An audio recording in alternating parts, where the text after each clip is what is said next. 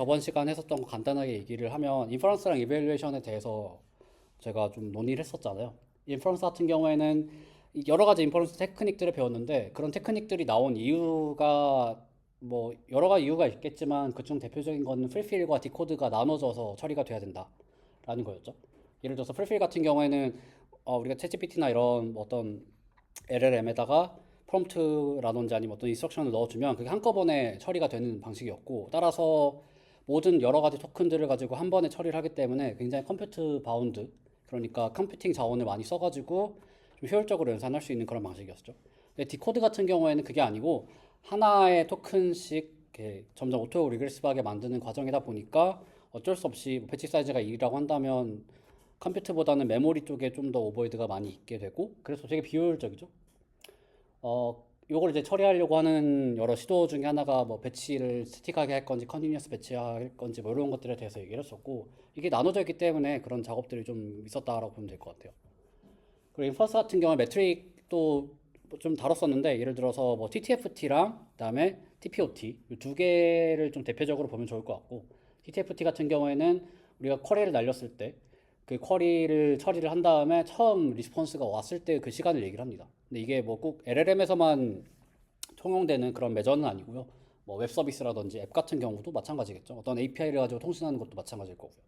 TPOT는 LLM 같은 경우에는 토큰과 토큰 사이에 스트리밍되는 이 시간 간격을 얘기했습니다. 당연히 둘 다 낮추면 좋겠지만 둘 다 낮추기엔 또 어렵고 약간 트레이드오프 관계가 있었죠. 뭐 이거 이외에도 뭐 스루풋이라든지 레이턴시라든지 이 두 개를 좀 결합한 굿풋 이런 것들도 저희가 배웠죠. 그리고 인퍼런스에서 뭐 이거 말고도 다양한 걸 배웠지만 크게 제가 봤을 때는 이 컨티뉴어스한 배칭, 예를 들어서 스태틱하게 배칭을 하다 보면 좀 비어있는 이런 시간들이 많은데 이것들을 가지고 다 하나씩 끼워 넣어서 중간중간에 끼워 넣어서 최대한 유틸라이제이션을 높이려는 방법. 그 다음에 이렇게 하면 좀 손해가 있으니까 이 캐시들을 다 블럭 단위로 쪼개가지고 페이지 단위로 쪼개서 피지컬 메모리와 로지컬 메모리를 따로 구분을 하겠다라고 하는 페이지 어텐션. 그다음에 스페큘레이티브 디코딩은 좀 다른 얘기이긴 했죠. 근데 이것도 얘가 LLM을 큰 모델, 베이스 모델을 그대로 하나씩 토큰 예측하는 건 좀 비효율적이니까 좀 경량의 모델을 가지고 한 번에 여러 개를 예측을 시키도록 하고, 그다음에 베이스 LLM은 그거를 체크, 베리피케이션을 하면서 우리가 대충 가정했었던 그런 토큰들이 실제로 맞는지를 체크하는 과정을 통해서 이렇게 좀 더 빠르게 디코딩 혹은 샘플링을 할 수가 있었습니다.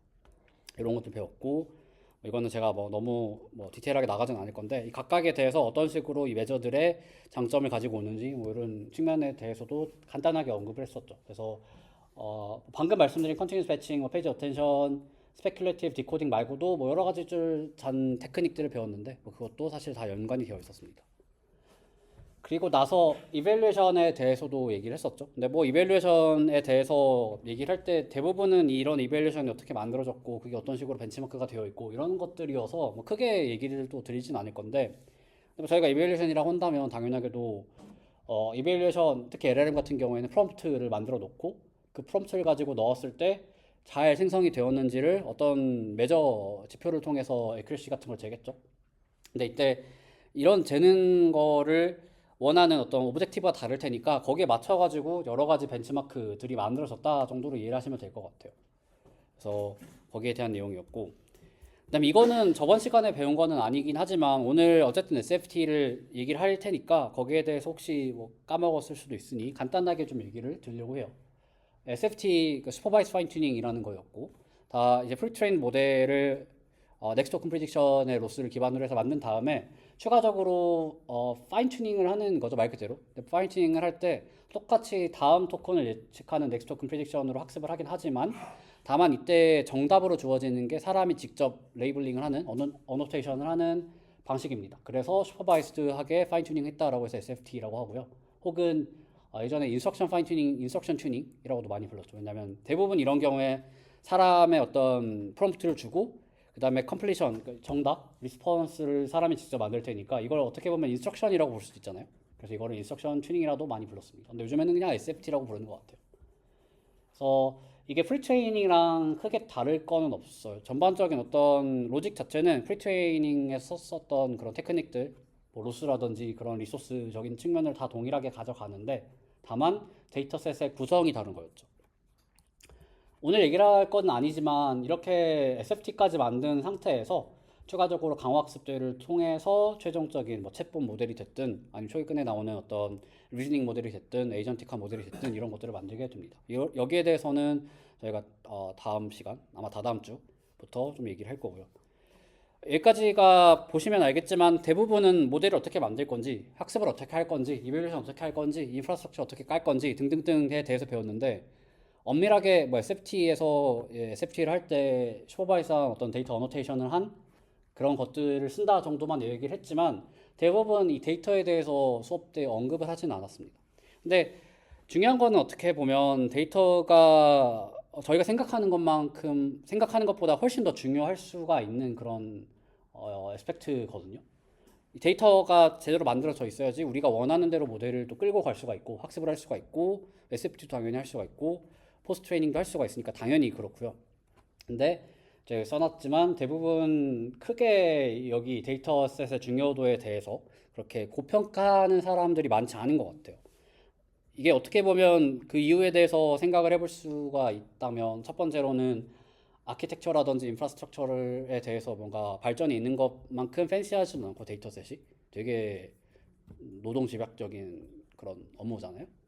해보면 알겠지만 그 다음에 두 번째로 글쎄요 뭐 알려져 있지 않아서 되게 베일에 감싸져 있는 게 많아서 그럴 수도 있겠다라는 생각은 들어요. 예를 들어서 라마 3 논문을 보시면 그 테크니컬 리포트를 보시면 굉장히 내부적으로 리포트에서 많은 것들을 언급을 하거든요. 심지어 저번에 GPU가 어떤 상황에서 페일리어가 일어나는지 이런 것들도 라마에서는 리포트를 하는데 문제는 데이터에 대한 것들은 거의 정보가 없습니다. 물론 간단한 것들에 대해서는 얘기가 되어 있죠. 뭐 토큰이 몇 개가 있는지 학습에 사용한 토큰이 이런 것들 뭐 어떤 전처리를 했는지 간단하게 이런 것들이 있지만 거의 대부분의 경우에는 정보가 없다라고 보시면 될 것 같아요. 아예 정보가 없고 이걸 통해서 리퓨저드를 당연히 저희가 할 수도 없어요.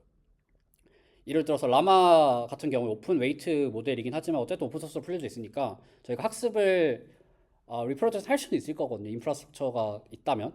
근데 데이터가 없기 때문에 우리가 데이터를 그대로 당연히 모방할 수도 없고 따라서 여기에 대해서 똑같이 우리가 재생성을 할 수가 없는 거죠. 좀 더 최근 케이스를 보자면 딥시크 V4 예시가 좀 좋을 것 같은데요. 이게 최근에 나왔죠. 테크니컬 리포트가 뭐 어펜딕스랑 뭐 레퍼런스 포함해서 한 60페이지 정도 되는데 진짜 디테일한 것도 되게 많아요. 그래서 뭐 걔네들 어떻게 스파스 어텐션 만들었는지, 인프라스트럭처 어떻게 했는지 등등등 많은데 데이터를 어떻게 만들었는지에 대해서는 거의 이 한 문단이 끝이거든요. 뭐 보시면 참고로 딥시크 V4에서 좀 특이할 만한 어떤 학습의 패러다임은 롱 컨텍스트를 처음부터 좀 가져가요. 그러니까 원래 일반적으로 라마 같은 거 학습할 때 처음에는 좀 작은 컨텍스트, 그래서 4K에서 8K 정도를 학습을 좀 오랫동안 하고 그 다음에 컨텍스트 길게 가져가지고 더 이제 트레이닝을 하거든요. 근데 여기서는 거의 초기부터 후기까지 컨텍스트를 좀 길게 늘려가지고 롱 컨텍스트 학습을 하게 됩니다. 근데 그렇게 학습을 하려면 대부분 32T 토큰 정도를 학습 데이터로 썼거든요. 근데 그러면 거기에 대해서 당연히 롱 컨텍스트한 길이를 다 커버할 수 있는 데이터가 있어야 되는데 거기를 어떻게 만들었는지에 대해서 당연히 언급도 없고 32T 토큰이 어떤 식으로 되어 있는지도 구체적으로 얘기를 하진 않아요. 그래서 이런 것들이 있는 거죠. 물론 뭐 안 그런 논문들도 있긴 한데 거의 대부분은 그렇지는 않은 것 같아요. 그래서 이게 조금 뭐 개인적인 오피니언이긴 하지만 뭐 요즘에 뭐 소버린 AI 얘기할 때 사람들이 너네 어차피 다 중국에 있는 모듈들 갖다 쓰는데 왜 이거를 소버린이라고 얘기를 하냐 그냥 갖다 베낀 거 아니냐라고 하는데 제가 봤을 때는 이런 데이터적인 측면이라든지 아니면 되게 큰 사이즈의 라지 스케일 LLM을 디플로이를 하거나 아니면 학습을 할 때 사용하는 인프라스트럭처에 대한 그런 경험, 노하우들을 되게 무시하는 발언이라고 생각을 개인적으로는 해요. 뭐 제가 전문가는 아니지만. 아, 그쵸. 그래서 되게 중요한데 생각해 볼 수가 있는 게 데이터셋을 왜 이렇게 공개를 하지 않을까? 뭐 여러 가지 측면이 있겠죠. 첫 번째로는 그게 정말 중요하기 때문에일 수도 있을 것 같아요. 그 데이터셋을 우리가 리퓨저스 할 만큼 디테일하게 작성을 하면 그게 이제 우리 어떤 해자를 무너뜨릴 수 있는 되게 강력한 수단일 수도 있으니까 그럴 것 같고요. 두 번째로는 뭐 약간 합리적인 의심일 수 있는 게 데이터가 모든 게 다 카피라이트 클린한 텍스트들은 아닐 거거든요. 그래서 그런 좀 여러 가지 법적 측면도 있기 때문에 아무리 이거를 공개를 하고 싶다고 하더라도 법무적인 그런 문제 때문에 쉽게 공개하기 어려울 수도 있겠다라는 생각도 해볼 수가 있습니다. 어쨌거나 데이터를 만드는 것 자체는 물론 우리가 슈퍼바이저하게 모든 걸 어노테이션을 하지 않는다고 하더라도 굉장히 중요한 측면인 거는 당연하고요. 예를 들어서 데이터를 어떻게 크롤링을 할지, 데이터를 어떻게 필터링을 하고, 좋은 데이터 어떻게 모을지, 데이터 어떻게 관리할지. 데이터가 몇십 트릴리언 토큰이니까 사실 용량만 따져도 엄청나거든요. 그럼 그거를 사실 시스템적으로 풀어나가는 것도 굉장히 어려울 테죠. 그 다음에 요즘에는 포스트 트레이닝 쪽으로 넘어가서 물론 저희가 디테일하게 보진 않았지만 거기에 대해서도 어떤 식으로 이런 데이터셋을 구성을 할지 등도 굉장히 좀 어려워지고 있기 때문에 되게 뭔가 되게 영업 기밀 같은 가능성이 되게 있는 거죠. 어쨌거나 다른 아키텍처나 시스템적인 측면과 다르게 데이터는 그 데이터 나름대로의 굉장히 많은 어려움들이 있습니다. 예를 들어서 뭐 그냥 데이터를 수집을 한다라는 관점에서만 봐도 이것들이 생각보다 쉽진 않아요. 그냥 데이터 인터넷에 있는 거 긁어오면 되는 거 아니야? 라고 생각할 수 있겠지만 그것 자체도 일단 어렵습니다. 첫 번째로 데이터를 인터넷에서 긁어오려면 뭐 당연히 URL을 가지고만 할 수 있는 건 아니고 그걸 크롤링을 또 해야 될 텐데 크롤링을 하는 것도 막 할 수는 없죠. 당연히 원래 있는 인터넷의 어떤 호스트를 좀 잘 이렇게 유지를 한 상태에서 크롤링을 해야 되기 때문에 그 크롤링을 어떻게 할지에 대해서도 굉장히 문제가 많고 뭐 모든 웹서버를 그냥 진짜 뭐 시간 간격 없이 크롤링을 하면 그건 뭐 디도스 공격이랑 다를 바가 없잖아요. 그런 크롤링 측면에서도 굉장히 생각할 거리가 많고요. 그 다음에 어딘가에서 데이터를 모았다고 하더라도 그게 섀도우 라이브러리라고 흔히 부르는 이게 약간 카피라이트가 되게 애매한 그런 영역에서 데이터를 긁어올 수도 있겠죠. 예를 들어서 흔히 뭐 사이허브 같은 약간 논문들이 해적판으로 있는 그런 사이트도 긁어온다면 그게 또 문제가 될 수도 있고 물론 의도적으로 긁어올 수도 있을 거고요. 그 다음에 데이터를 책 같은 거에서 많이 긁어오거든요. 책이 되게 고품질이라고 우리가 생각할 수 있잖아요. 인터넷에 있는 아무런 아티클보다는. 근데 그 책은 사실은 다 저작권들이 대부분 있을 텐데 립젠이라든지 아니면 뭐 안나스 아카이브 같은 이런 사이트에서 약간 이것도 사실 뭐 저희 법적인 건 잘 모르니까 문제가 있는지 없는지 모르겠지만 떳떳한 사이트는 아니죠. 그래서 이런 데서 긁어오는 것도 이슈가 될 수가 있고 근데 또 뭐 최근에 커뮤니티들에서 엔드소픽이 뭔가 평이 안 좋은 이유도 어차피 너네들도 책 다 불법으로 베껴가지고 했는데 왜 그런 거냐 막 이런 느낌인 것처럼 사실 여기에 대해서도 좀 애매한 뭐 말하기 좀 애매하긴 하지만 그런 측면도 있는 거죠. 그리고 뭐 말씀드렸지만 이런 해적 사이트에서 많이들 예전에 데이터를 구했는데 다 저작권 침해 소지가 있는 거죠.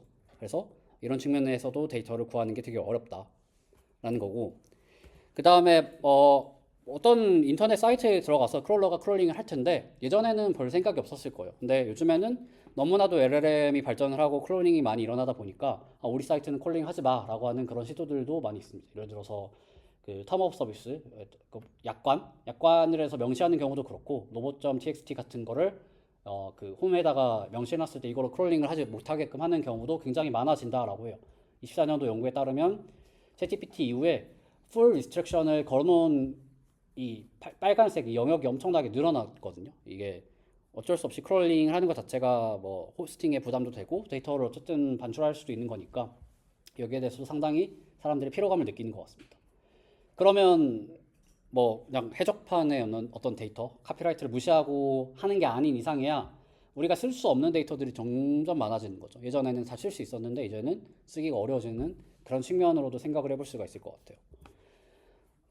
카피라이트 조금만 더 얘기를 해보면 뭐 디테일하게 얘기를 할 건 아닌데 거의 대부분의 어떤 데이터들이 카피라이트로 보호를 받는다라고 생각하는 게 쉬울 것 같습니다. 법무적으로 생각을 했을 때. 항상은 아니지만. 그러면 저희가 뭐 어떤 LLM을 만든다라고 가정을 해볼게요. 데이터를 모아야 될 텐데 세 가지가 있겠죠. 하나는 퍼블릭 도메인의 데이터셋, 공개된 데이터셋도 있긴 하거든요. 뭐 저희가 얘기를 하겠지만 그런 걸 사용할 수도 있고 아니면 별도의 어떤 협약을 맺어서 라이센스를 사올 수도 있겠죠. 뭐 여기 써져 있는 것처럼 구글이랑 레딧이랑 맺고 뭐 엔트로피랑 어떤 데랑 맺고 이런 식으로 라이센스를 사올 수도 있을 거고요.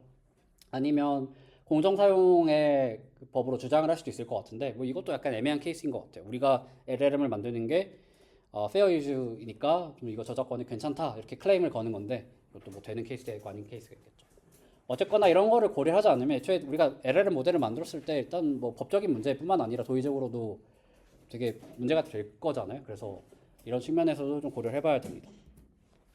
그다음에 어려운 점 다른 한 가지는 모든 인터넷에 있는 데이터가 클린한 데이터는 아닐 거예요. 클린하지 않다라는 거는 그 데이터의 내용이 쓰레기인 게 아니고 데이터의 어떤 형식이 되게 자유롭다인 거죠. 예를 들어서 데이터를 크롤링을 해오면 대부분 HTML의 텍스트를 크롤링을 해올 텐데 거기서 컨텐츠만 딱 뽑아와야 되잖아요. 그 다음에 뭐 멀티모달하게 크롤링을 해온다고 하면 이미지도 같이 뽑아올 텐데 이미지가 도대체 어떤 내용인지 뭐 이런 것들도 되게 어려운 문제죠. 어떻게 우리가 이 크롤링을 같이 해올지. 뭐 HTML과 PDF 아니면 코드 이런 것들이 대부분 로우 데이터 형태로 있을 텐데 HTML 같은 경우에 어떤 전략을 통해서 딱 우리가 원하는 컨텐츠만 뽑아올지가 되게 해볼 수 있는 요소들이고요. 뭐 예를 들어서 뭐 바디 부분만 따온다고 하더라도 그게 되게 복잡하잖아요. 뭐 웹사이트가 어떻게 생길지가 모르니까. 그래서 이런 것들도 있고 말씀드린 것처럼 이미지나 아니면 테이블이 있을 때 이걸 어떻게 갖고 올지. 뭐 최근에 우리나라도 한글 HWP에 대해서 얘기를 많이 했는데 뭐 이걸 HWPX로 바꾼다고 하더라도 마크다운 저희가 뭐 마크다운을 변환할 수 있다고 하더라도 그게 애초에 복잡한 테이블의 형식으로 되어 있으면 결국에 머신 리더블 하진 않을 수도 있잖아요. 이런 것처럼 당연히 HTML도 마찬가지일 수 있을 것 같아요. PDF에서 텍스트로 또 많이 뽑아오는 것 같기도 해요, 요즘에는. 근데 이렇게 하려면 당연히 좋은 OCR 툴들도 있어야 되고, 뭐 요즘에 PDF 파서들 좋은 거 많긴 하지만 어쨌거나 이 측면으로도 생각해 볼 수 있는 게 되게 많아지는 거죠. 그래서 뭐 데이터를 모은다, 웹스케일의 데이터를 인터넷에서 긁어본다 말은 쉽지만 되게 여러 가지 고민들을 해야 되고 거기에 따라서 사람들이 많이 전략을 또 가지고 있을 거는 분명해요. 그래서 거기에 대해서 조금 하나씩 예시를 통해서 살펴보면 뭐 예전이라고 해봤자 7, 8년 전이 7년 뭐 전이지만 버트랑 GPT-2가 그래도 대표적으로 초기에 LLM 요즘으로 본다면 LLM은 아닐 수 있겠지만 초기 LLM이라고 얘기를 해보면 여기에서 어떤 데이터셋을 썼는지를 먼저 보고 그 다음에 점점 리센트한 모델들로 보려고 합니다. 일단 버트는 위키피디아랑 그 다음에 책 북스 코퍼스라고 하는 요 데이터셋을 사용을 했어요. 그래서 요거는 그 7,000개 정도 되는 어떤 책으로 되어 있는 사이트, 이 스매시월드라는 사이트에서 긁어온 건데 사실 이게 저작권 침해가 있어가지고 삭제가 됐고요.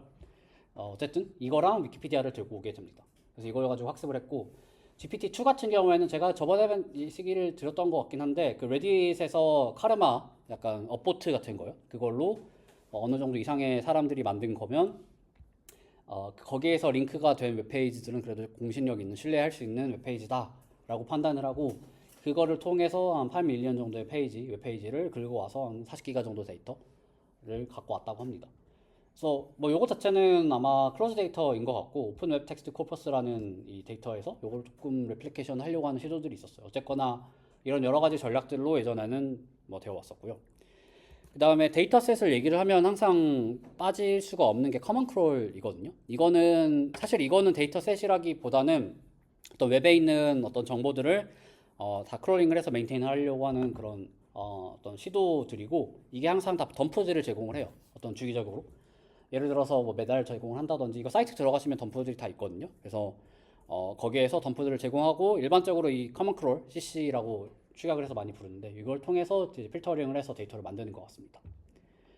이게 전체 뭐 얼마나 되는지 모르겠어요. 솔직히 그 전체 데이터가 어떤 크기인지는 잘 모르겠는데 최신 2026년 4월에 덤프를 제가 찾아서 여기 웹사이트에서 긁어왔는데 대충 페이지는 20억 페이지 정도 되고 이 크롤링 해온 양이 한 379TB 정도 된다고 하더라고. 이게 보면 4월 10일부터 4월 23일까지인데 되게 인터넷에 확실히 용량이 많은 것 같아요. 대부분은 다 쓰레기적인 정보들이 많겠지만 어쨌거나 이런 것들을 다 메인테인을 해주는 non-profit한 오르가나이제이션이 있어서 여기서부터 많이 출발합니다. 그래서 여기서 이런 포맷들을 제공을 해서 이걸 가지고 전처리를 또 많이 하는 거죠. 그래서 그렇고요.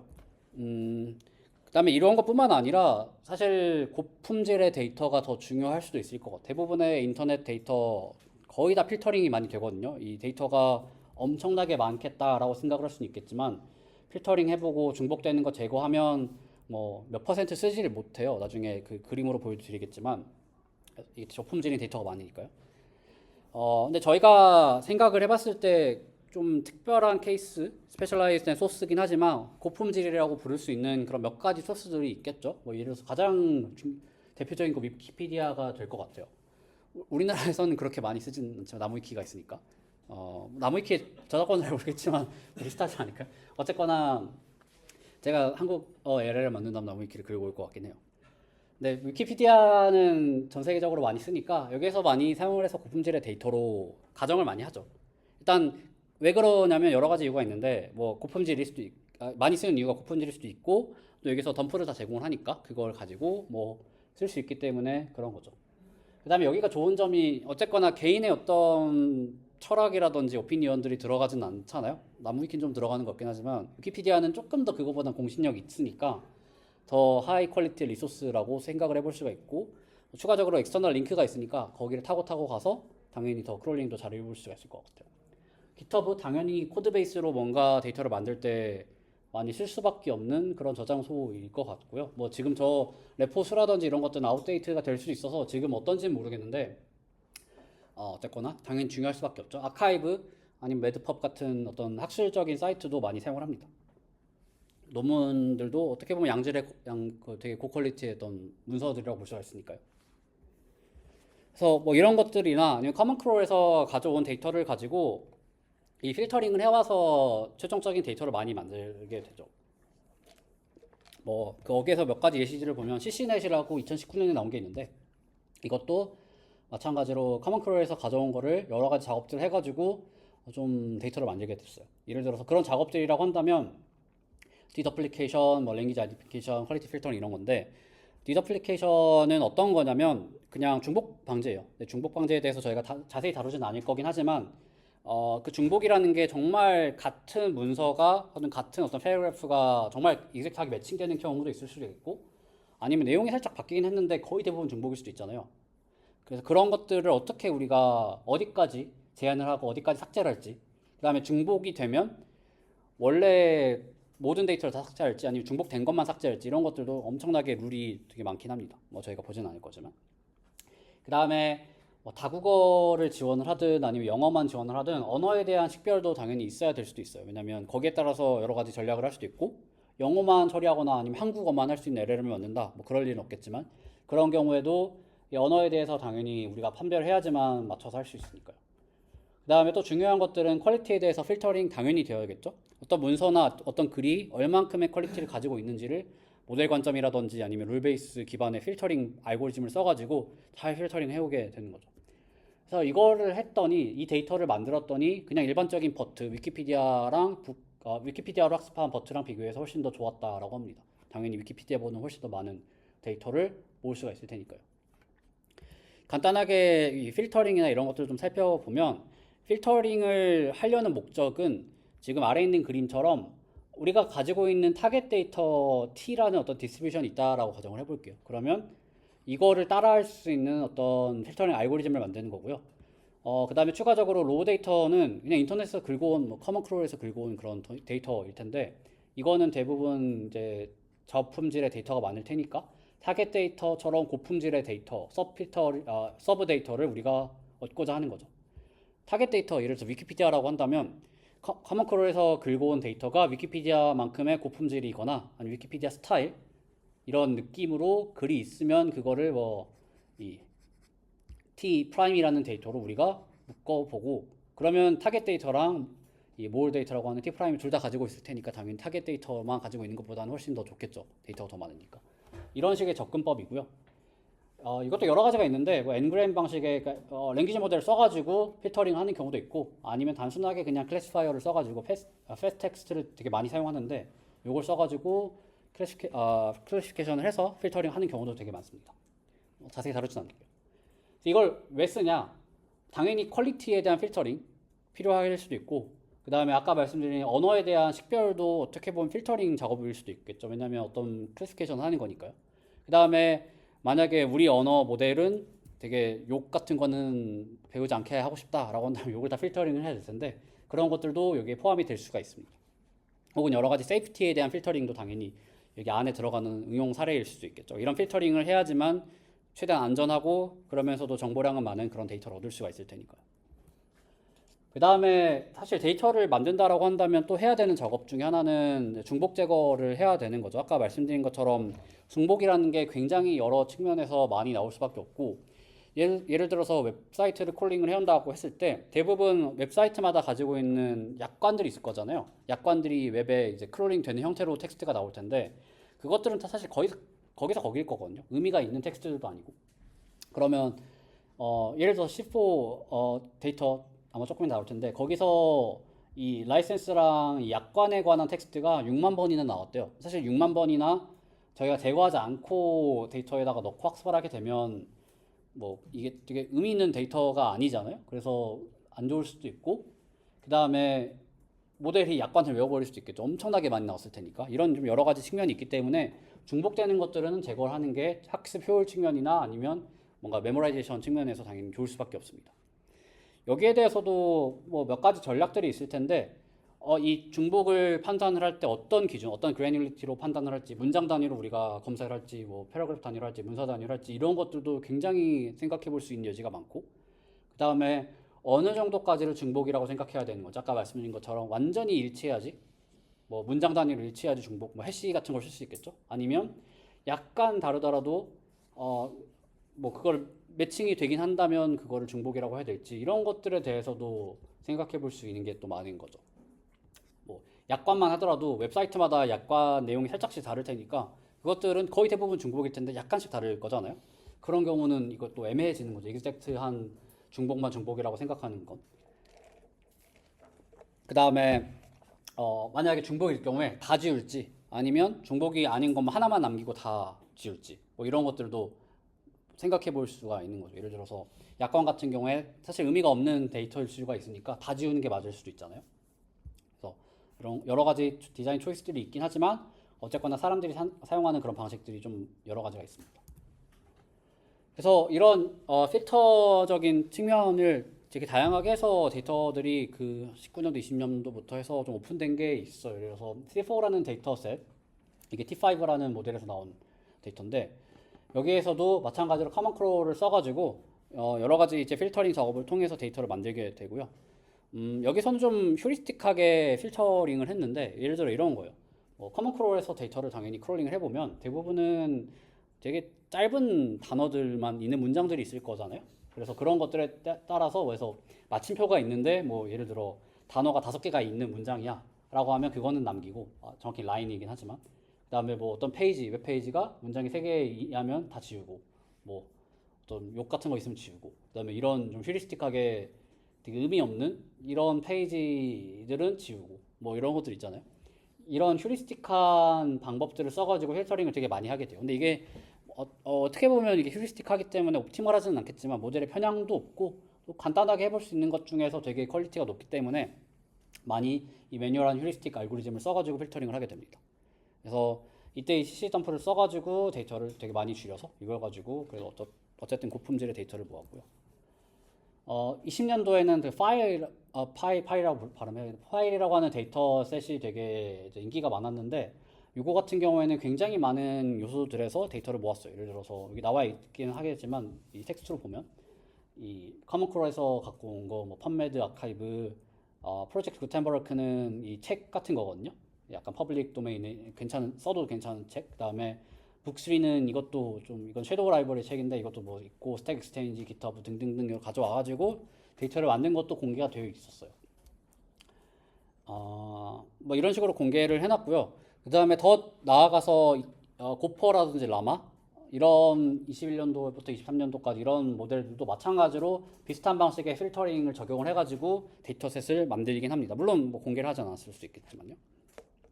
근데 대부분 모델 베이스로 필터링을 할 수도 있겠지만 이때 당시엔 또 퀄리티 필터링을 할 때 그냥 매뉴얼한 룰 사용을 한 것들이 많은 것 같아요. 예를 들어서 뭐 이런 느낌. 저희가 문서들을 봤을 때 문서들에서 그래도 퀄리티가 있는 데이터라고 한다면 이러이러한 룰을 좀 적용하면 괜찮겠다, 이런 휴리스틱들이 있을 테니까 그런 걸 써가지고 고퍼 같은 데이터 모델들도 이런 데이터를 만들긴 합니다. 라마도 마찬가지죠. 얘네가 CC넷이나 C4, 뭐 GitHub 등등등 여러 가지를 써가지고 데이터를 만들어서 이때도 1.2 트릴리언 정도 된 토큰들을 써서 학습을 뭐 했었죠. 이거 여러 번 얘기했으니까. 그 다음에 좀 더 현 시대로 오면 Refine Web이나 Fine Web 이런 것들이 있는데 이것도 이제 마찬가지로 여러 가지 필터링, 고퍼에 사용했던 필터링이라든지 아니면 뭐 HTML 텍스트 어떻게 이제 만들지 아니면 중복 어떻게 할지 이런 여러 가지 전략들과 전략들을 섞어가지고 데이터를 만드는 거죠. 그래서 이런 데이터들 아니면 이 데이터들을 좀 레플리케이션 할 수 있는 그런 전략들에 대해서 뭐 되게 뭐 많이 있겠지만 이런 것들로 데이터를 만드는 그런 케이스도 많이 있습니다. 뭐 여기서 보시면 뭐 그렇게 깊게 갈 건 아닌데 리파이너 같은 경우도 ML 베이스 필터링을 좀 안 썼다라고 하고요. 파이너 같은 경우에 사실 인터넷을 하다 보면 뭐 특히 GitHub 같은 데다가 토큰 키 올리는 사람도 있고 여러 가지 올리면 안 되는 정보들이 되게 많을 거거든요. 크롤링을 해오면 IP 정보도 있을 거고 등등등 메일 주소 있을 거고 할 텐데 그런 것들에 대해서 어떻게 익명화할지도 되게 까다롭거든요. 뭐 전화번호 같은 경우도 사람마다 쓰는 타입이 다를 거고 뭐 대시가 있는지 없는지에 따라서도 필터링을 여러 번 해야 될 거고 하여튼 그 레그 익스프레션을 하더라도 사실 이런 것들 되게 어려울 거예요. 근데 어쨌거나 이런 것들을 굉장히 잘 해야지. 네, 뭐 안 그러면 갑자기 뭐 제 메일이 챗GPT 얘기할 때 나올 수 없으니까 하여튼 이런 것들이 되게 중요합니다. 어쨌거나 이런 전략들을 통해서 데이터를 만들고 뭐 마찬가지예요. 나머지들도 24년에 나온 돌마라는 것도 어떤 언어에 대해서 아이덴티피케이션을 패스트 텍스트를 가지고 하고 그 다음에 뭐 고포나 C4에서 사용했었던 필터링 여기서 사용하거나 아니면 뭐 제가 말씀드린 여기서 사용했었던 그런 필터링도 쓰고 그 다음에 제가 뭐 배우지는 않았지만 블룸 필터링이라고 하는 그 중복 제거하는 거라든지 아니면 어떻게 하면 유해성 필터링을 할 건지 이런 것들을 쭉 해가지고 마찬가지로 얘네들도 데이터셋을 만들었죠. 여기서는 어떤 소스에서 이걸 다 들고 왔는지도 다 얘기가 되어 있긴 합니다. 뭐 되게 좋은 거죠. 비슷하게 데이터 컴프 LM, DCLM이라고 하는 것도 비슷하게 커먼 크롤에서 출발해서 여러 가지 필터링을 해서 최종적으로 만드는데 보시면 커먼 크롤이라고 보는 게 나을 것 같아요. 그래서 100% 중에 최종적으로 남는 거는 뭐 1.4% 정도밖에 안 돼요. 데이터가 인터넷에 엄청 많다는 사실인데 대부분은 다 쓰레기 데이터죠. 보시면 물론 여기에서 첫 번째로 잉글리시 필터링을 걸어놔서 아마 영어 쪽만 쓸 수 있게끔 했나봐요. 영어 쪽만 걸어서 절반 정도가 사라졌고 뭐 URL 필터도 보면 되게 많죠. 그 다음에 뭐 여러 가지의 필터들, 그 다음에 페이지 길이가 짧으니까 되게 의미 없는 페이지니까 거기서 필터링도 거의 8%고 중복되는 것도 10%고 등등등 하고 그 다음에 중복 제거 자체도 여기서 되게 많이 잘려 나가고요. 그 다음에 마지막으로 모델 기반으로도 필터링을 할 때도 거의 여기서부터 거의 90%가 잘려 나가잖아요. 뭐 이거를 생각해 보면 생각보다 인터넷에서 쓸모 있는 데이터가 많진 않다라고 뭐 생각해 볼 수가 있을 것 같아요. 물론 그래도 인터넷 자체가 방대하니까 그럴 수 있겠지만 근데 또 최근에는 AI로 만든 글들이 많으니까 이것도 약간 문제가 될 수는 있겠죠. 물론 신테틱 데이터를 사용을 하기도 하지만 어쨌든 이 로우 소스 되는 데이터 자체가 AI에 좀 오염될 수도 있으니까 약간은 문제가 될 수 있지 않을까 개인적으로 좀 생각을 해봐요. 네이버 블로그만 해봐도 다 AI로 쓴 것 같은데 지식인도 그러겠죠. 그 다음에 커먼 파일이라고 하는 이런 데이터들도 있고요. 뭐 라이센스 측면에서 좀 괜찮은 그런 데이터들만 모아서 8TB 정도가 되는 되게 여러 가지가 있긴 한데 이런 것들도 모으는 그런 시도들도 있습니다. 대부분은 인터넷에서 어떻게 필터링을 잘 해오고 저작권적인 측면에서 어떻게 잘 해와서 데이터를 모을지에 대해서 집중이 되어 왔었고요. 최근에는 조금 다른 시도들도 있는 게 신테틱하게 합성 데이터를 만들려는 그런 시도들도 좀 있는 것 같습니다. 물론 대부분의 합성 데이터를 만드는 시도들은 포스트 트레이닝 쪽에 집중되어 있긴 하지만 여러 가지 문헌들을 좀 봤을 때 사전 학습, 프리 트레이닝에서도 이런 합성 데이터를 쓰려는 시도들이 좀 있는 것 같거든요. 예를 들어서 이 와프라고 하는 이 CMU랑 애플에서 만든 이 논문 같은 경우도 이 그러니까 LLM 모델을 써가지고 이 리프레이즈를 하는 거예요. 우리가 가지고 있는 어떤 고품질의 데이터를 위키피디아라고 가정을 해놓고 이 위키피디아의 스타일대로 이 노이즈한 웹 텍스트를 좀 변환해 줄 수 있는, 그러니까 리프레이징 할 수 있는 그런 것들에 대한 시도들이 있고 이 시도들을 하면 좀 더 학습이 빠르다라고 얘기를 합니다. 혹은 오른쪽에 있는 것처럼 이게 퍼플렉시티라서 낮으면 좋은 거거든요. 그래서 지금 요 빗금 쳐져 있는 게 얘네가 사용하는 데이터고 나머지는 그냥 C4 데이터를 사용을 한 건데 그냥 바닐라 C4를 쓰는 것보다는 이걸 리프레이징을 하는 전략을 통해 가지고 좀 더 고품질처럼 만들어서 합성 데이터를 쓰는 게 더 좋은 성능을 가지고 온다 이런 얘기를 할 수가 있는 거죠. 물론 이렇게 리프레이징 하려면 또 리프레이징 할 수 있도록 LLM들이 미리 사전에 만들어져 있어야 되긴 하겠지만 약간 닭이 먼저냐 달걀이 먼저냐일 수는 있겠지만 어쨌거나 이런 리프레이징을 해가지고 합성 데이터를 만드는 이런 리라이팅 작업을 해서 데이터의 품질을 올리려는 시도들은 굉장히 많아요. 또 뭐 한 2년 전이긴 하지만 파이4 마이크로소프트에서 나왔던 파이4도 비슷한 전략을 또 합니다. 이 표 보시면 웹에 있는 데이터, 그다음에 웹에 있는 데이터를 방금처럼 이렇게 리프레이즈, 리라이트 해가지고 하는 데이터도 있고요. 아예 시네틱하게 만드는 데이터들도 있고, 뭐 당연히 코드나 이런 여러 가지 소스들 데이터 있는데, 되게 좀 신기한 게 제가 완전히 디테일하게 논문을 읽진 않았는데 이 테이블이랑 뭐 여러 가지 좀 읽어보면 신테틱하게 만드는 것들은 굉장히 트레이닝할 때 리소스를 많이 부여를 해요. 에폭을 13만큼 쓰거든요. 근데 웹에 있는 텍스트 데이터는 거의 1에폭만 쓰는데 왜 그랬는지에 대해서 정확히 잘 모르겠는데 뭐 약간 고품질이라고 생각을 했을 수는 있겠죠. 어쨌거나 되게 그 좋은 시드 데이터를 마련을 해놓고 크리에이션을 해놓고 그거를 LLM을 가지고 리라이트랑 하드나 어그멘테이션을 해서 신세틱하게 만들고 합성 데이터를 만들고 이걸 통해서 다시 LLM한테 피드백을 받거나 아니면 퀄리티에 대해서 체크를 한 다음에 남아있는 애들을 가지고 합성 데이터로 만들어서 했더니 뭐 좋다 이런 얘기를 합니다. 물론 파이 같은 경우에는 벤치마크 컨타미네이션에 대한 얘기가 예전에 좀 있었던 걸로 기억을 하는데 어쨌거나 합성 데이터에 대해서 좀 얘기가 많이 되어 있는 논문이에요. 또 최근에는 이제 바이트댄스 같은 중국에서도 이런 논문들을 쓰는데 여기서 또 얘기하는 게 그 장르라든지 어떤 텍스트에 대한 장르라든지 아니면 텍스트에 대한 어디언스 이런 것들을 미리 사전에 여러 개를 만들어 놓고 거기에 따라서 데이터를 리라이팅을 하면 좀 좋다 이런 얘기를 합니다. 비슷한 측면인 거죠. 어떤 데이터를 그 하나의 포맷만 쓰는 게 아니고 그거를 우리가 타겟으로 하는 어떤 데이터 디스트리뷰션이 되도록 다 이렇게 리프레이징을 해가지고 만들면 되게 좋다 이런 얘기를 다 하는 거죠. 그 다음에 요거는 이제 메타에서 나온 분석 실험인데 Demystifying Synthetic Data 뭐 이런 이름을 가졌었던 것 같아요. 이 논문에서는 이 synthetic 데이터, 합성 데이터에 대해서 스케일링 러를 좀 해봤습니다. 물론 엄청 디테일하게 한 것 같지는 않고요. 대표적으로 이 두 개의 그래프가 괜찮은 것 같아서 두 개의 그래프를 가져왔거든요. 왼쪽에 있는 거는 일단 Y축은 로스, 밸리데이션 로스라서 낮으면 낮아서 좋고요.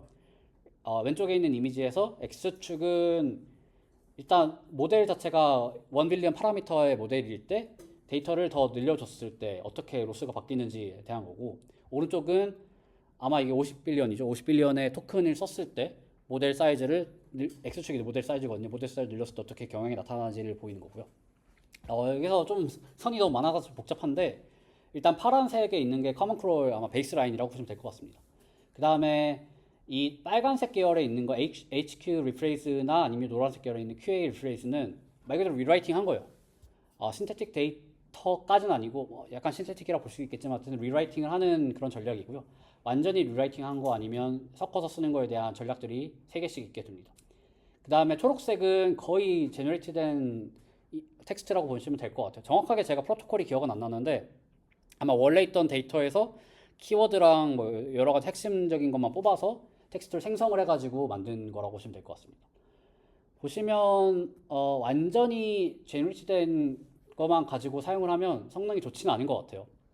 그리고 여기 보시면 뭐 그렇다고 하더라도 67%와 33%의 CC, 그러니까 리얼 데이터와 신테틱 데이터를 합친 거죠. 이런 경우에는 성능이 더 좋아지고요.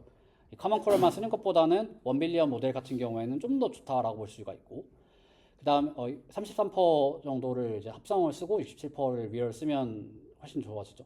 그 다음에 사실은 그것보다는 그냥 리프레이징만 하는 게 조금 더 좋은 것 같아요. 이 측면으로만 봤을 때는. 그래서 그런 전략들이 있고, 모델 측면에서 봤을 때, 모델 스케일링 러에서 봤을 때, 모델을 점점, 물론 여기서는 이제 텍스트 토큰을 고정시켜가지고 그렇게 나올 수 있겠지만, 커먼 크롤이 거의 대부분 그냥 완전 합성보다는 좋고, 근데 리라이팅을, 리프레이징을 하는 경우에는 이것보다 훨씬 좋아진다. 이런 얘기를 해볼 수가 있을 것 같아요. 그래서 여기에 대해서 여러 가지 전략들이 있을 것 같긴 한데, 어쨌거나 신테틱 데이터를 어떤 측면이거나, 아니면 어떤 식으로 쓰는지는 잘 모르겠지만, 그거를 어느 정도까지는 하는 게 성능이 그냥 안 쓰는 것보단 좋을 수가 있겠다. 그다음에 거기에 대해서도 많은 또 자료들이 있으니까 그런 얘기를 해볼 수가 있을 것 같습니다. 옛날 논문들이긴 하지만 그 SFT를 할 때에도 이렇게 합성 데이터를 또 많이 사용을 하거든요. 물론 이거는 약간 합성 데이터라기보단 디스틸레이션에 가깝긴 하지만 예를 들어서 22년도에 나온 셀프 인스트럭션이라는 논문 같은 경우에는 얘는 원래 이제 아카데믹한 태스크에 있는 어떤 데이터를 가지고 이거를 이 인스트럭션을 팔로잉 할 수 있게끔 잘 만들어요. 잘 만들고 필터링을 해가지고 했더니 성능이 되게 좋아진다 이런 얘기를 합니다. 왜냐하면 이렇게 하는 이유는 SFT 같은 경우에는 고품질의 대량의 데이터를 만들기가 어렵잖아. 사람이 다 어노테이션을 해야 되니까. 근데 우리가 어떤 되게 고퀄리티의 시즈 데이터를 만들 수 있으면 혹은 구할 수 있으면 그걸 가지고 LLM을 가지고 합성 데이터를 만들 수가 있을 테니까 좋다라는 거죠. 물론 이것도 이제 LLM의 성능을 좀 타겠지만 그래서 이런 시도들이 되게 예전부터 많이 있었어요. 특히 SFT 쪽에서. 그 대표적인 것 중에 하나가 요즘에는 얘기를 많이 하진 않겠지만 알파카라는 게 있었죠. 이때 이제 GPT-3가 나오고 뭐 이때쯤이니까 뭐 지금은 되게 오래전 얘기긴 하지만 이 라마를 가지고 SFT를 할 때 데이터가 충분하지가 않으니까 요거를 이때 그 GPT-3를 가지고 인스트럭션 팔로잉 할 수 있는 어떤 익샘플로 여러 가지로 합성 데이터를 만든 다음에 그걸로 SFT를 했더니 좋아졌다 라고 하고 그 다음에 요 모델 이름 알파카라고 했다 라고 하는 게 아마 스탠포드에서 나온 대표적인 모델이었죠. 라마에서 알파카로 진화하는 그런 느낌이었고 뭐 대부분은 똑같습니다. SFT 데이터든 아니면 일반적인 사전학습 데이터든 합성 데이터를 만든다는 것 자체가 LLM으로 좀 이렇게 고친다 이런 거니까 뭐 그런 거죠. 근데 대신에 약간 좀 애매할 수 있는 점은 말씀드린 것처럼 요거를 어떻게 보면 널리지 디스틸레이션이라고 봐야 될 수도 있는 거죠. 왜냐하면 어쨌거나 이렇게 LLM이 있어야 우리가 그것보다 LLM이 있어야지 그 지식을 가지고 리라이팅을 하거나 아니면 신테틱을 만들어가지고 학습을 할 테니까 조금 애매한 것 같긴 해요. 비큐나 같은 경우도 비슷하게 합성 데이터를 만들긴 하는데 요거는 이제 사람들이 사용했었던 챗GPT의 컨버세이션 이게 그 플러그인이 있었거든요. 쉐어GPT라고 요걸 통해서 라마를 파인튜닝하는 그런 시도들도 있었어요. 약간 결이 다르지만 어쨌거나 실제 데이터는 아니고 합성적인 데이터로 만드는 그런 시도들이 여러 가지가 있습니다. 그 다음에 약간 다른 토픽을 또 말씀을 드리면 학습할 때 이 스테이지에 대한 건데요. 트레이닝 스테이지인데 뭐 저번에 이제 프리 트레이닝, 미드 트레이닝 이런 거 얘기 드렸고 뭐 포스트 트레이닝도 간단하게 얘기를 했으니까 뭐 대부분은 이해하실 텐데 뭐 여기에 대해서 약간 경계가 조금 불분명해지긴 했지만 일반적으로 우리가 프리 트레이닝이라고 한다면 뭐 웹스케일에 있는 데이터, 뭐 아까 보여드린 뭐 C4라든지 이런 굉장히 큰 데이터를 가지고 모델을 학습을 하는 게 프리 트레이닝이었고요. 미드 트레이닝은 이것보다는 조금 데이터는 적지만 더 고품질의 데이터를 크리에이션을 해가지고 그걸 통해서 우리가 하고자 하는 식으로 모델을 조금 더 맞춰 나가는 그런 작업을 미드 트레이닝에서 많이 해요. 혹은 롱 컨텍스트를 지원을 할 때 프리트레이닝에서는 대부분 뭐 4K, 8K 이 정도의 컨텍스트 랭스로 데이터를 다 자른 다음에 그거를 학습을 하거든요. 뭐 리소스적인 문제로. 나중에 미드 트레이닝 때는 그거보다는 좀 더 길게 가져가죠. 포스트 트레이닝은 예전에는 뭐 SFT라든지 아니면 RLHF, 요즘 RLVR까지 강화학습을 하는 것들이 포함이 됐는데 요즘 SFT는 조금 그 전으로 내려오는 것 같아요. 뭐 조금 이따 말씀을 드리겠지만 어쨌거나 프리 트레이닝, 미드 트레이닝, 포스트 트레이닝이 나눠져 있긴 하죠. 나눠져 있긴 하지만 이게 조금 점점 더 불분명해지는 것 같다라는 생각이 들고 어쨌거나 전체적인 틀은 똑같습니다. 인터넷에는 굉장히 광범위하지만 노이즈한 데이터로 학습을 하고 그 다음에 점점 더 우리가 원하는 고품질의 데이터로 더 약간 포커스를 맞춰가는 그런 식으로 학습을 하는 거죠. 그래서 일반적으로 이 베이스 모델이라고 한다면 프리 트레이닝이나 미드 트레이닝까지 되어 있는 것들을 얘기를 하고 인스트럭션 혹은 챗 모델은 포스트 트레이닝까지 혹은 리즈닝 모델이라고 한다면 포스트 트레이닝이 되어 있는 RLVR이 되어 있는 그런 것들을 얘기를 하죠.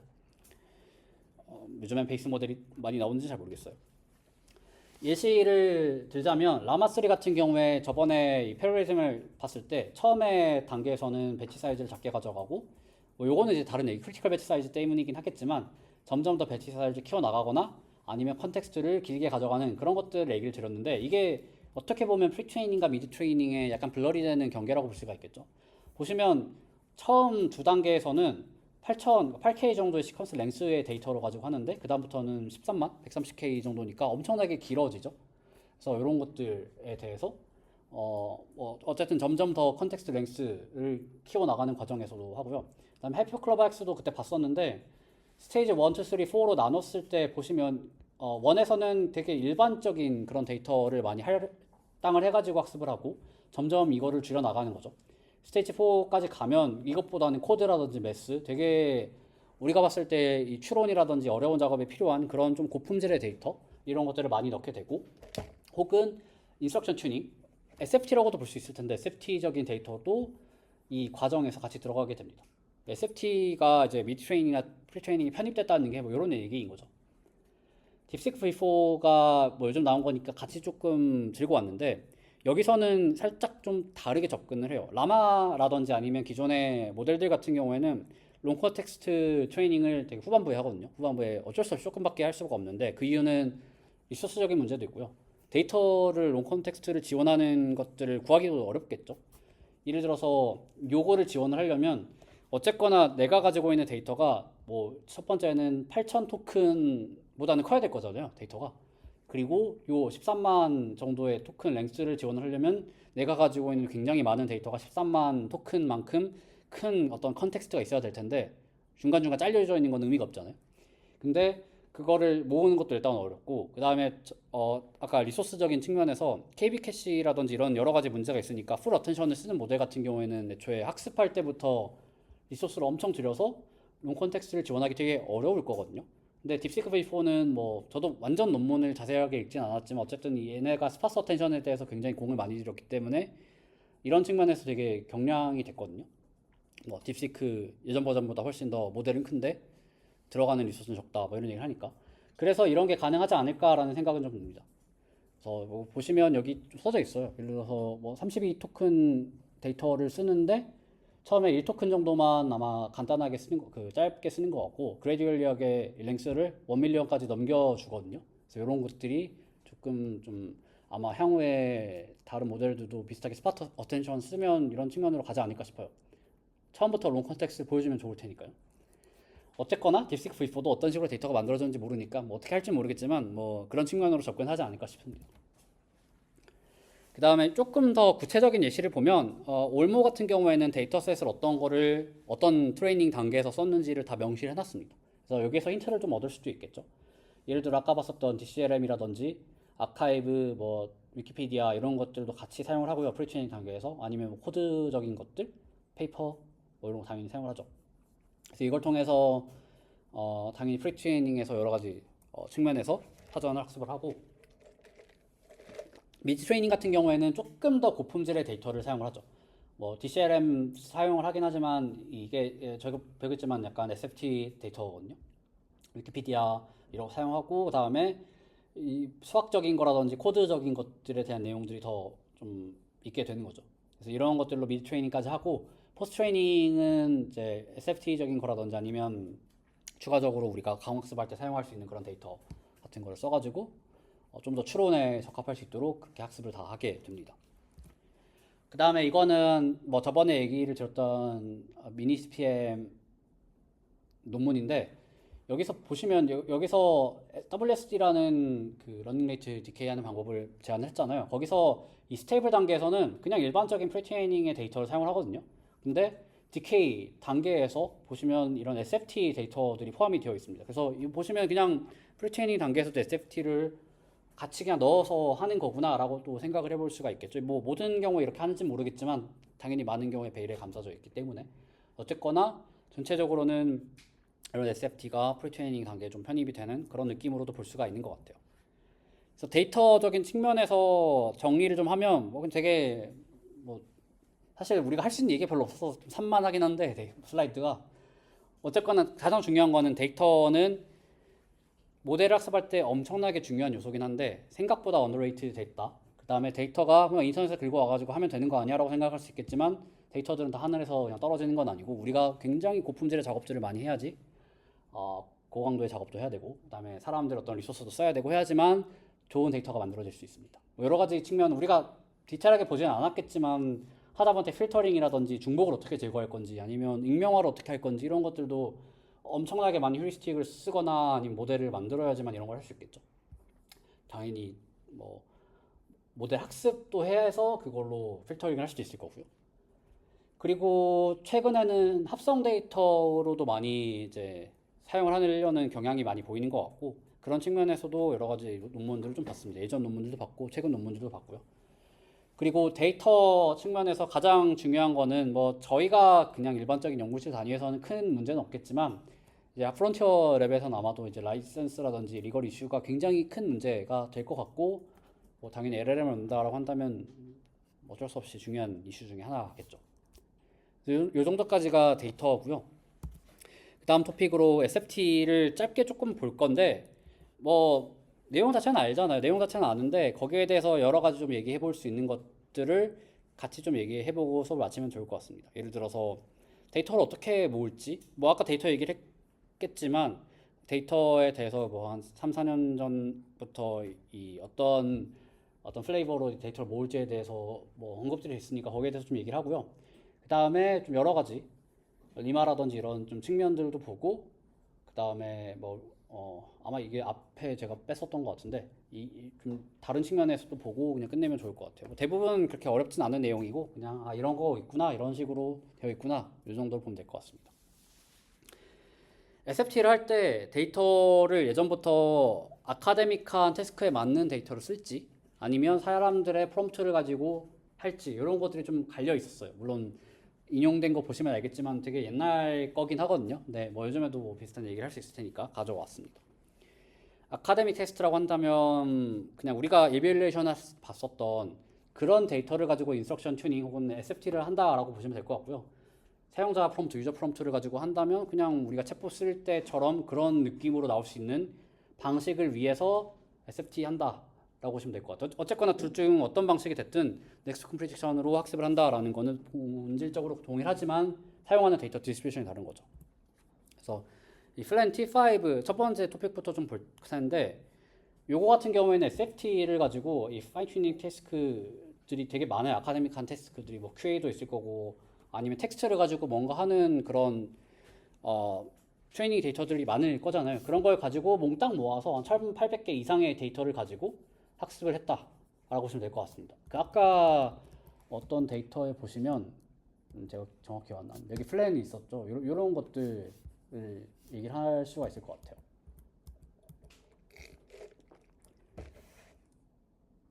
그래서 보시면 이 태스크 그래서 이걸 가지고 이런 태스크를 잘 풀 수가 있을 거고, 근데 사실 저걸 썼다가 중요한 게 아니고 이 SFT를 저런 데이터를 가지고 다양한 태스크에 대해서 학습을 했을 때 어떤 좀 측면이 나오냐, 이게 조금 더 우리가 볼 필요성이 있을 것 같습니다. 요 그래프 같은 경우에는 태스크의 개수에 따라서 좀 분석을 한 거죠. 태스크의 개수와 그 다음에 모델의 크기에 따라서 어떤 경향성이 보이는지를 분석을 한 건데, X축은 당연하게도 모델 파라미터가 될 거고요. 그 다음에 여기 있는 여러 선분은 SFT를 하지 않는 것부터 태스크를 점점 늘려가면서 어떻게 경향이 바뀌는지를 나타내는 건데요. 보시면 일단은 SFT를 하지 않는 것보다는 하는 게 훨씬 더 성능은 좋아요. 이 태스크에 대해서는. 근데 여기서 보시면 당연히 뭐 태스크의 다이버시티가 높으면 높을수록 좋다 이런 얘기 할 수가 있는 거고, 그 다음에 이 모델의 축을 그냥 좀 다르게 해가지고 모델을 만든 거거든요. 어떻게 보면 또 당연할 수도 있는데 모델의 크기가 크면 클수록 이 최종적인 성능이 좋아지긴 합니다. 뭐 너무나도 당연한 거고요. 그 다음에 태스크 자체에 대해서 좀 다양성 측면에서 접근을 한 건데, 요거는 조금 헷갈릴 수 있거든요. 왼쪽과 오른쪽이 요거 보시면 되는데, 왼쪽에 대한 벤치마크 이밸류에이션은 체인 오브 소트 저희가 아직 뭐 얘기를 하진 않았지만 그냥 추론을 필요로 하는 그런 벤치마크라고 보시면 될 것 같아요. 그 다음에 non COT 벤치마크는 추론을 필요하지 않는 그런 벤치마크라고 보면 될 것 같고요.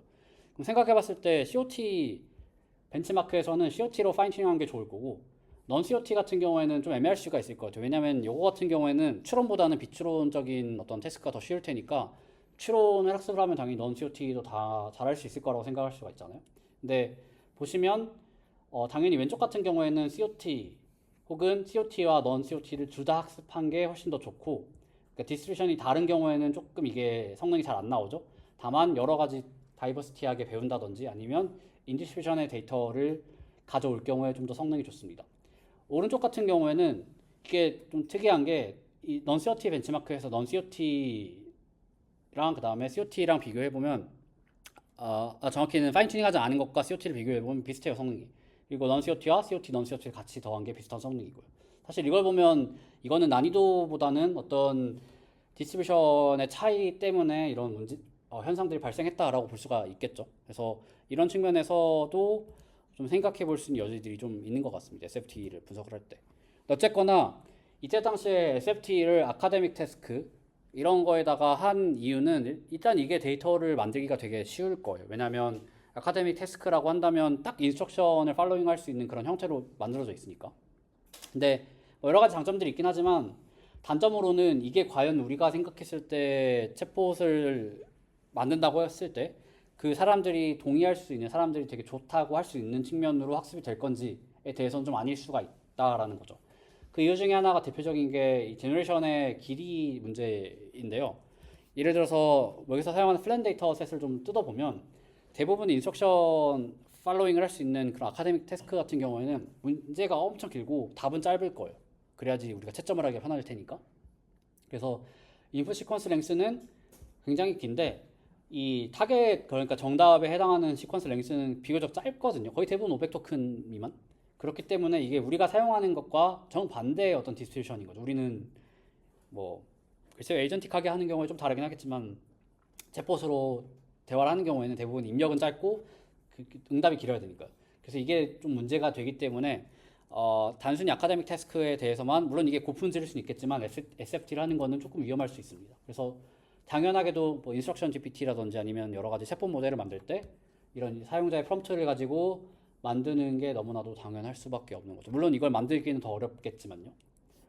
그래서 이런 측면으로 당연히 생각해 볼 수가 있고, 다른 SFT에 대한 좀 재밌는 시각들을 좀 가져왔는데, 뭐 리마 되게 유용했었던 논문이라서 아마 들어봤을 수도 있을 거고, 레스 이스 모어이라는 어떤 패러다임을 가지고 왔거든요.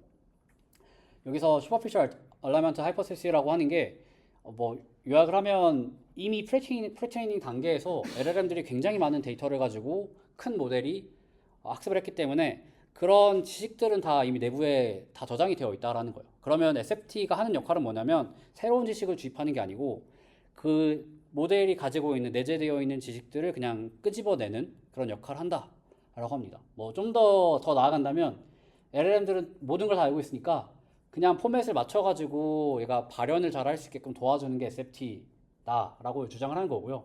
그렇기 때문에 SFT에서 많은 데이터를 투입을 할 필요 없이 딱 적당히 우리가 원하는 포맷을 맞출 수 있는 정도로만 학습을 해주게 되면, 얼라이먼트를 해주게 되면 이게 LLM의 히든 널리지를 다 끌어올 수 있다 얘기를 하고요. 그래서 여기서 보여줬던 거는 라마를 SFT를 할 때 아마 1000개 정도의 프롬프트를 가지고만 SFT를 했을 거예요. 굉장히 적은 숫자인데 비교를 해보면, 물론 이때 당시 이제 좀 3년 전이긴 하지만 다른 모델들과 비교했을 때 뭐 끌리지 않거나 뭐 비슷한 성능을 가지고 있었다 이렇게 주장을 했었죠.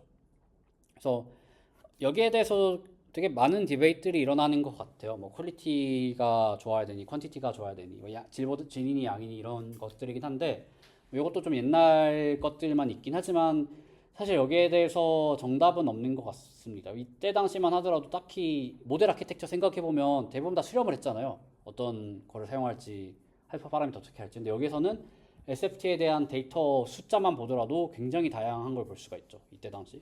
그래서 아키텍처랑 다르게 모델 데이터 요거에 대한 것들은 물론 상황마다 다르고 어떤 모델을 만드는지에 따라 다르고 등등등 여러 가지 측면에서 복잡한 것 같아요. 네, 어쨌거나 뭐 중요한 거는 둘 다 좋은 데이터를 만드는 거겠죠. 너무나도 당연할 수밖에 없는 게 양도 당연히 중요할 수가 있고요. 예를 들어서 우리가 모델을 튜닝을 할 때 모델이 사실 가지고 있지 않는 어떤 지식들을 우리가 집어 넣으려면 당연히 많은 데이터를 필요로 하는데 모델들이 이미 가지고 있으면 여기서 얘기한 것처럼 조금만 가져와도 상관없는 거잖아요. 그래서 이게 우리가 뭘 하고 싶은지에 따라 좀 다를 것 같습니다. 그 다음에 엄청나게 빨리 끝날 것 같은데 다른 측면에서 SFT를 이렇게도 사용을 할 수 있겠다.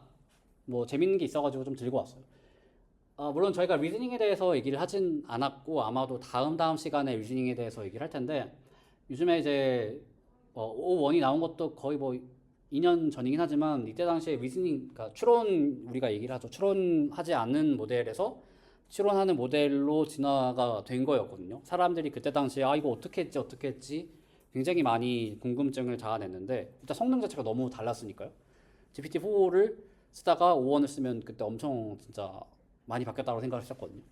근데 그때 뭐 그렇다가 25년도 한 1월, 2월쯤에 딥식 R1이 나오면서 얘네가 RLVR이라는 방식을 써가지고 그 다음에 어떻게 세팅을 해서 이런 이제 리즈닝 캐퍼빌리티를 만들 수가 있었다 이런 얘기를 한 거죠. 그래서 이거 이후에 이제 RLVR 뭐 요즘에 RLHF보다는 RLVR 쪽이 조금 더 강화된 것 같아요. 강화학습을 가지고 포스트 트레이닝을 했을 때는.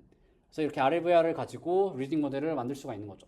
근데 생각해 볼 수가 있는 게 꼭 강화학습을 해야지만 이런 추론 능력, 뭐 수학적인 능력 이런 것들 할 수 있을까에 대한 내용을 여기서 좀 다뤄보고 싶은 거죠.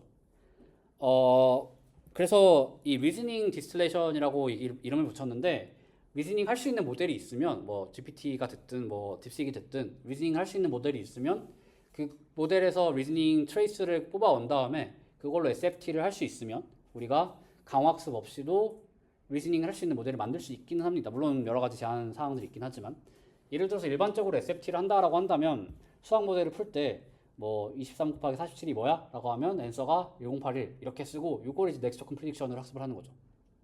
뭐 요걸 이제 입력을 쭉 주고 이걸 맞출 수 있게끔.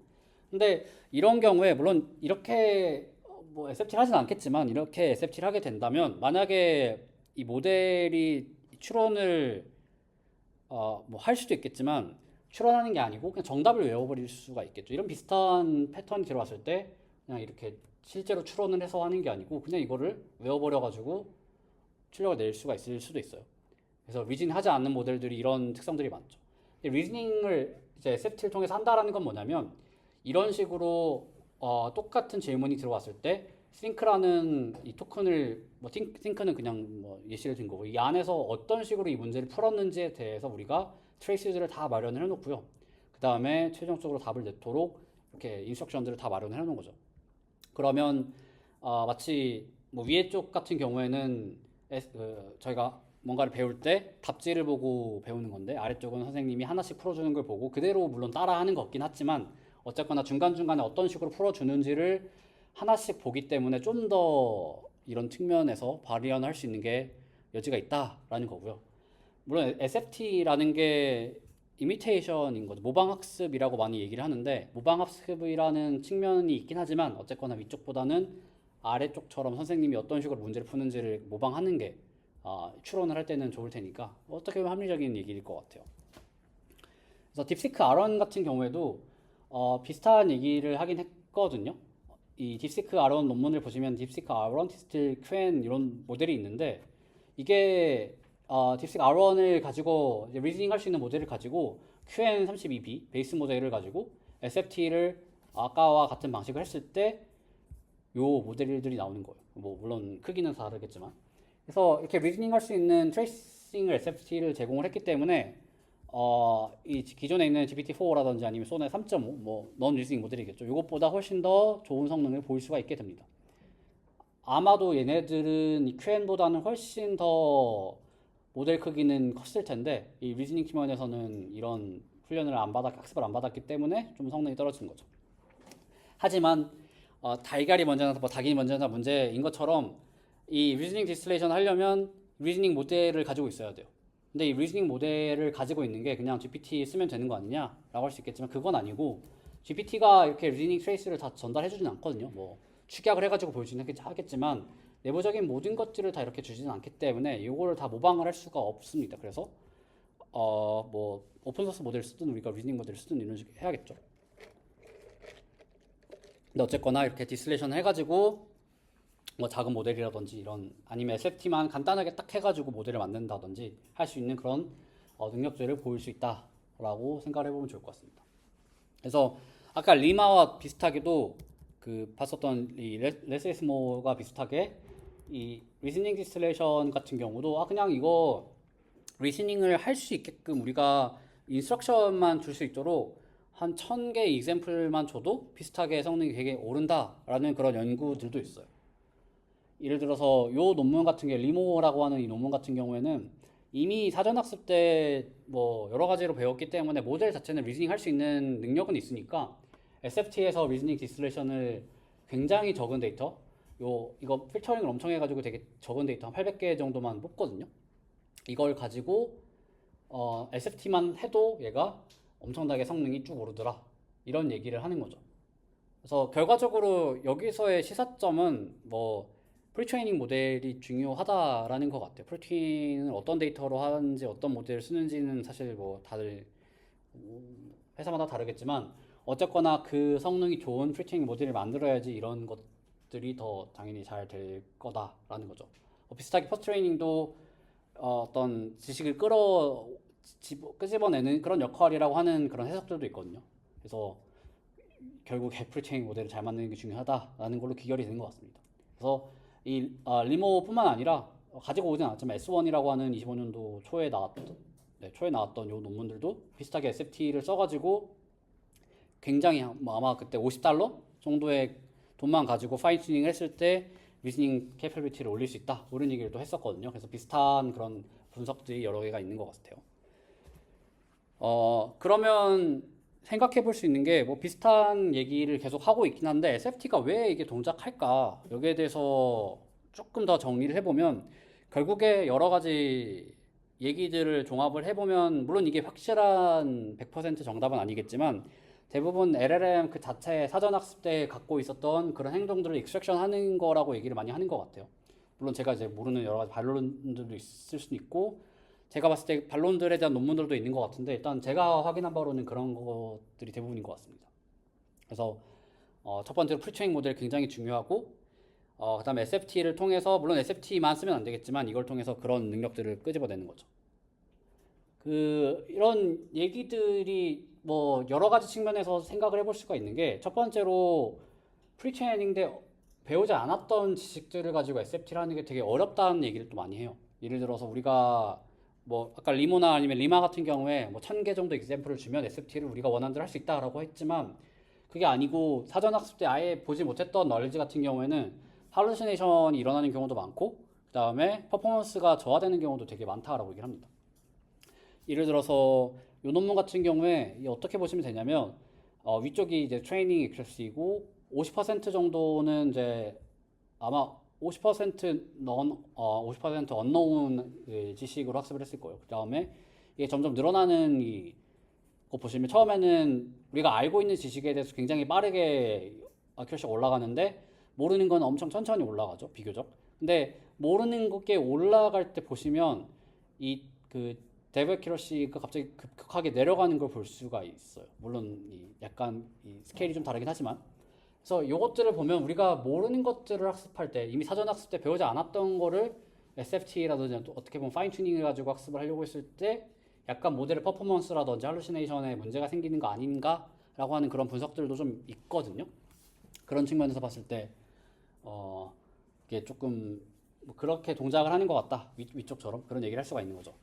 그래서 대부분 우리가 만약에 LLM을 만들 수가 있다면 가능하면 대부분의 많은 디스트리뷰션, 많은 널리지들을 다 포함할 수 있도록 프리트레이닝 하는 게 당연히 중요할 수밖에 없고, SFT를 한다라고 한다면 뭔가 새로운 지식을 주입하는 것도 좋겠지만 그런 경우에는 좀 더 많은 데이터를 필요로 할 것 같고요. 일반적인 SFT 같은 경우에는 인디스트리뷰션 안에 있는 것들을 가지고 해야지만 우리가 원하는 기대하는 대로 뭐 성능이 나오지 않을까? 뭐 이런 생각을 좀 할 수가 있겠죠. 물론 우리가 SFT를 할 리는 없겠지만. 그다음에 마지막으로 요거 논문도 아마 작년에 꽤 핫했었던 걸로 기억을 해서 들고 왔는데 이런 분석들이 있는 것 같아요. 물론 이 논문 다음에 다른 이제 반론을 제기하는 논문들도 있어가지고 같이 들고 올거 하다가 그 논문은 보니까 아이클레어에 리젝된 논문이더라고요. 그래서 그건 안 들고 왔는데, SFT가 일반적으로 메모라이즈를 하고 RL은 제너라이즈 한다. 사실 논문 제목이 이거예요. 이런 얘기인 거죠. 그래서 제가 이걸 어떤 식으로 실험을 했는지에 대해서는 들고 오진 않았는데 결과적인 것만 얘기를 하면 SFT는 약간 봤었던 패턴을 보고 학습하는 그런 느낌이 들기 때문에 뭐 처음에 되게 잘 하지만 결과적으로 OOD에 대해서 컬랩스 할 수 있는 그런 좀 경향을 보인다, 이런 얘기를 하는 거죠. 반면에 RL, 저희가 다음 시간부터 배울 RL 같은 경우는 조금 더 룰을 일반화할 수 있는 그런 능력이 있는 거죠. 그래서 아까 말씀드렸지만 SFT는 약간 모방하는 거고 RL은 좀 더 최적화를 하는 거죠. 뭐 선생님 특히 요즘에 RLVR 나중에 또 얘기하겠지만 그런 추론 능력과 더불어서 생각을 했을 때는 SFT 같은 경우에는 뭐 답을 보든 아니면 선생님이 문제 풀이한 걸 보든 그대로 베끼는 거고 R을 가지고 강학습 가지고 모델 학습한다라는 거는 답은 정해져 있긴 한데 그 답을 가지고 우리가 어떻게 풀어 나가는지를 우리가 스스로 찾는 그런 과정인 거죠. 어떻게 보면 후자가 더 학습하기는 어렵겠지만 좀 더 일반화할 수 있는 능력을 부여할 수 있는 건 우리가 그냥 교육학적으로만 봐서 또 자명할 것 같아요. 그래서 이런 측면에서 접근을 한 거고 뭐 그래프로만 봐도 인디스트리뷰션과 아웃 오브 디스트리뷰션의 경향을 봤을 때 SFT와 RL이 확실히 다르죠. 인디스트리뷰션 같은 경우에는 오히려 SFT가 더 좋은 것 같아요. 위에 있는 거 보시면 훨씬 더 학습하기도 편할 거고 그다음에 더 강력한 시그널일 테니까 이미테이션이라는 게 이 리워드라는 시그널보다 그래서 학습하기는 편할 테지만 이 OOD의 경향성에서는 되게 못하는 걸 볼 수 있죠. 그래서 이런 좀 얘기들이 많이 SFT적으로는 되는 것 같고 물론 이게 포스트 트레이닝과 결합해서 R과 같이 얘기를 해야 되겠지만 어쨌거나 이런 측면으로 좀 언급이 되는 것 같습니다.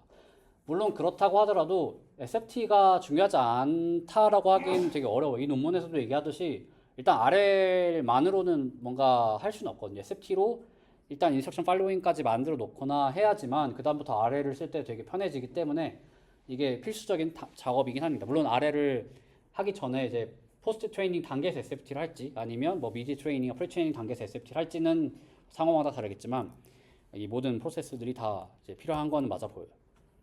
그래서 좀 빨리 끝났는데 결과적으로 오늘 얘기한 거는 데이터셋과 SFT에 대한 좀 비슷하면서 다른 얘기들을 했었죠. 데이터셋은 계속 언급하지만 뭐 당연히 저희가 이제 수업을 하거나 아니면 논문을 볼 때는 테크니컬한 요소보다 엔지니어링한 요소들이 많기 때문에 사람들이 그렇게 신경 써서 보지는 않겠지만 뭐 모델 학습하면 알겠지만 데이터가 중요할 수밖에 없잖아요. 데이터가 굉장히 중요한 요소고 뭐 엄청나게 겉핥기로 얘기를 하긴 했지만 데이터를 어떻게 모으는지 어떻게 전처리하는지 라이센스는 어떻게 되어 있는지 이런 것들에 대해서 얘기를 했습니다. SFT에 대해서는 물론 이게 100% 중론이라고 얘기할 수는 없겠지만 그래도 몇 가지 논문들에 대해서 힌트를 봤을 때 프리트레이닝 모델의 사전 지식들 되게 방대한 사전 지식들을 잘 이렇게 액섹션 하는 측면으로 접근을 해볼 수 있겠다라고 하는 거고 또 얘기한 것처럼 결과적으로 그러면 SFT가 됐든 포스트 트레이닝이 됐든 프리트레이닝 모델을 되게 잘 만들어야지 좋은 거다라고 귀결이 될 수가 있겠죠. 그래서 결과적으로 모델을 잘 만드는 게 장땡이다라는 건데 뭐 그 모델 잘 맞는 것도 데이터셋이 같이 또 걸려 있으니까 되게 어려운 문제인 것 같긴 합니다.